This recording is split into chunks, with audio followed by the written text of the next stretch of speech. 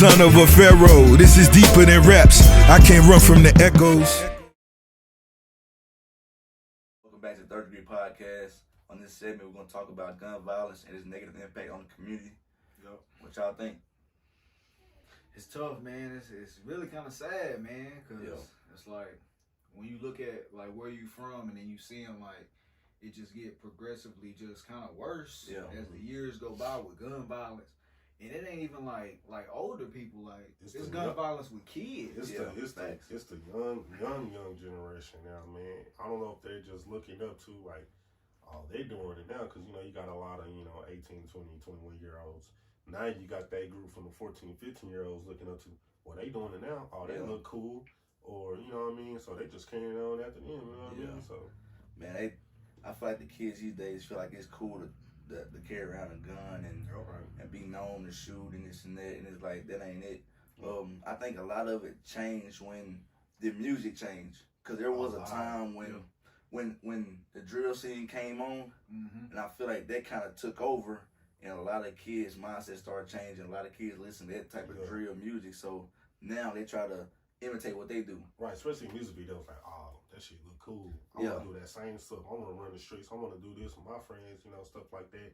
I want to get a gun, so, and plus it's easy to get a gun nowadays, you know what I mean? Yeah. So it's easy. So for them to just like, go to the streets, try to get a gun, it's real easy for them. Yeah, and I feel like I said, the music have made an impact on it too, because for sure, when we listen to the old rap and hip hop, they wasn't flashing guns in music videos, and so our mindset wasn't on that.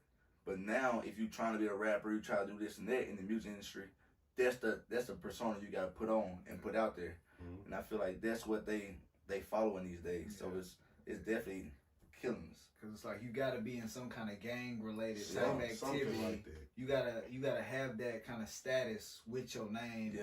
To consider you to be like, oh, I'm just this gangster or this thug. Oh, I'm hard. Yeah, it's like whether it's just like I want to be like this.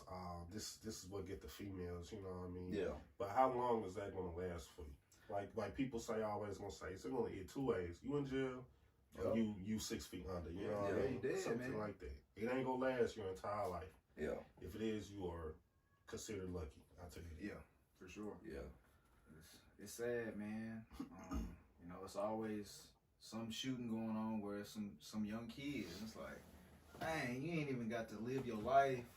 You just 14, 15, 17 years old. You ain't got to see, nothing, experience nothing. Now you locked up for 20 plus years. Yeah. At the same time, some kids like that, that's all they see growing up. You know what I mean? I think a lot of it has to do with like role models. I feel like a lot of the, especially African American kids, we didn't really have a lot of good role models in our life growing up. So we all we seen was, dope dealers and gangsters and gangs growing up. And they make a lot of money from it. So and they make a lot of money. Yeah. So I feel like a lot of it has to do with role models. Like if you know a kid that's going through that does or stays with their grandma, has a lot of female parents, and it's not a knock at the women, but it's like a woman they can raise a man, but it's not the same as a man raising his son to be a man. You know what I'm saying? Right. So it's tough, man. Yeah, like you said, they can raise a boy, but can you turn that boy to a man? You can't do that as a woman, because a man gotta chastise that boy when he needs it. Because once a boy hit puberty and stuff like that, everything changes. That's when he learns, different traits, stuff like that, learning different things to become a man. You know what I mean? Even as a teenager, you're gonna start learning those little traits then until really 18. After that, from all the way to 30, that's like the stage where you lock in. The kids today, if it's a male, he has to have a male figure in his life. He has to, and it's like whatever that role of that male figure is what that kid is gonna grow up trying to be like. No, for real. Whether it's positive or negative. Yeah. So, and I feel like we need more positive role models in these kids' life. Yeah, true that. Yeah, man, like the incidents that happened this weekend at the fair down in Texarkana. There was a lot of young kids that broke out into a fight, and then a kid, 17 years old, started shooting. It's crazy how all that happened at 17 years old. Yeah, you just started life, really. Yeah. Like you ain't graduated high school you yet. you finna get to your adulthood, and you haven't even hit that point yet, and you still a child. Yeah, still a And, child. and all that happened is crazy. Like your mindset to that point is probably just like, oh, this fight breaking out. I want to act hard. Let me go get this gun real quick. Yeah. So pop a whole bunch of females out here. Like, I'm finna be known for. I'm finna be the shooter. You know what I mean? They gonna be known for me to be the shooter. I'm finna get all the females. This and that. I'm finna have a name after myself. Yeah. That little instance, can mess your whole life up that And quick. that's the wrong way to look at it, Yeah. though, man. You know, even when we was growing up, man, like we got into fights and scuffles and stuff, but we didn't ever have to go get a gun. We just fought it out. Fight, you lose, It's you lose. either you win or you Yeah. lose. That's just what it was. We didn't have to shoot at each Yeah. other Not to like get that. our point across. Yeah. You know, being gangster is going and graduating high school, going to college. That's Yes. gangster to me. Yeah. So Facts. they gotta separate the two and realize what's more important. Yeah. You want to get out of this community, Texarkana, that you living in. Because it's tough. It's tough. It's tough to be with the wrong crowd, with a bad crowd and stuff like that. And it's even tougher to get out of that crowd if you want to do good within yourself. You know what I mean? Yeah. But it's just, like you said, this area is just tough. You know what I mean? That's just what it is. And I think the young girls, have a negative impact on it too, because as we said, that's what they trying to do it for, the girls, and the girls are like, oh yeah, he the shooter, I want him. Yeah, he gonna take care of me. Yeah, so they do they play a little role in it too. I ain't gonna say a big major role, but they play a role in it too, where it's like this type of guy you want until they get locked up. Right. So when he get locked up, then you going to somebody else that do the same thing. So it's like, man, these kids is crazy. And again, I think it still goes back to Parents. even the girls, the parents.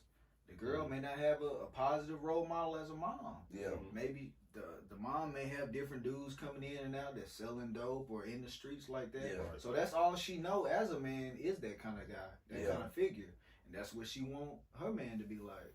Yeah. So we gotta find a way to break this curse or this barrier that's generational, that's been passed down. We gotta find a way to break it. So something gotta shake, man. Yeah, for sure. Because if not, you're just gonna keep getting the same results. Yeah. For real. But And I think it starts at home, starts at home. and then of course it starts with the things that they see, the things that they listen to on TV, YouTube, and all that, TikTok, and all that stuff. Man, it's hard trying to break that cycle that's been going on for years. Yeah, it is. It's hard. It is hard. But like you say, it starts with somebody, someone. It just takes one positive role model to come into this kid's life and just set a good example for them. And then for them to look up to that person, like, hey, I want to be like him. I want to be like that person. Yeah. That's all it takes. And I think there are a lot of role models that play that role in that position. But it's like they can be around that person and learn all that stuff from them. But once they leave that person, they go back to what they was and what they were doing. I agree. And so it's kind of hard to maintain that type of mindset 24/7. Yeah. You just gotta train your mindset to that point. Yeah. Man. It's gotta be tough. Like you gotta want that. You gotta want it. Everything in life, you gotta want it. And that's the thing. Either it's gonna be positive, or we're gonna always come back, or it's gonna be negative. But you're gonna have to want more positive things in life than anything. Yeah. It's just knowing right from wrong, man. Yeah. I'm not expecting, because when I was a kid, I made mistakes. I made dumb decisions. you're gonna We all make have. mistakes. And you learn from those decisions. But at some point, you got to know, like, me going and grabbing a gun probably ain't the best choice in this situation. Like, something got to click at some point in the kid's head and says, I probably shouldn't do this. But it's not clicking for them. Stuff happens so fast at the same time. Or rather, it's just like, let me go get this gun for somebody else to. Because maybe, but is your life that much in danger? You know what I mean? Yeah. And I think, kids are scared. Kids are scared. Yeah. Like, because they know. I seen what happened to my cousin. He got shot and he died. So I'm going to keep this piece with me just in case I need it. Yeah. But, I mean, sometimes you got to set yourself apart and not be with those crowds where those things are getting done. Don't go to the wrong places at those times. If it's late at night, you need to be having your tail at the house, man. Get up, man. And that goes back to parenting. It It all goes back to parenting, man. Your parents gotta set the guidelines. They gotta set the on, standard. hey, we ain't doing this, that, and the other. But now these kids, their parents want to be their friends. They want to be their bestie. Don't want to give them no whooping. Don't want to punish them. Yeah. So then you wonder why your kid is going out and acting the fool and showing out in public. It just goes back to parents, you know, speaking on that nowadays, you know, being a friend to the kids rather than actually being a parent. You gotta, you know, balance that. You know what I mean? So. And of course, like the kid not like the punishment. It might hurt you as a parent to punish your kid, but at the same time, you gotta set that boundary all the way up to their 18 until they move out your house. Then after that, it's on them.